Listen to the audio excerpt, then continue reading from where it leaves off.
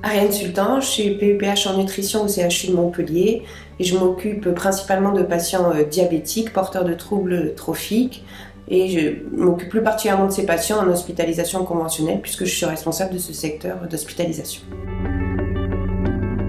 Avant d'aborder les plénières et leurs thématiques, je voudrais juste repositionner le congrès Pied diabétique que nous organisons à Montpellier depuis maintenant 4 ans, en précisant simplement qu'il s'agit d'un congrès qui se veut pluridisciplinaire, tant sur les personnes qui participent à ce congrès que sur les intervenants.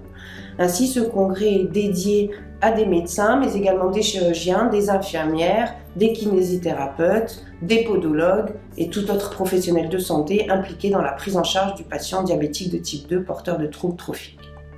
Alors en ce qui concerne les plénières, on va retrouver 2 plénières importantes que nous avons mis en place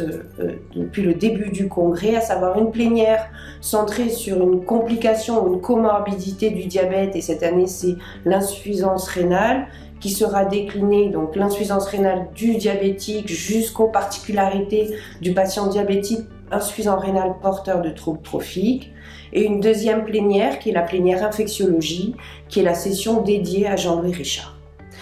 2 plénières un peu plus originales et un peu plus spécifiques cette année, à savoir une plénière dédiée à la place de la podiatrie qui est déjà développée dans certains pays et notamment en Belgique, et nous aurons l'expérience de la Belgique, et une plénière tournée vers les nouvelles technologies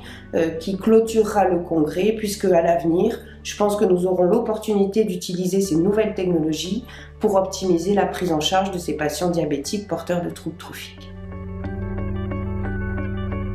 Les ateliers, encore une fois, se veulent pluridisciplinaires, tant sur le public qui est intéressé par ces ateliers que sur les intervenants qui vont effectuer ces ateliers. 2 ateliers qui ont été mis en place depuis le début du congrès seront également renouvelés cette année, à savoir l'atelier cas clinique,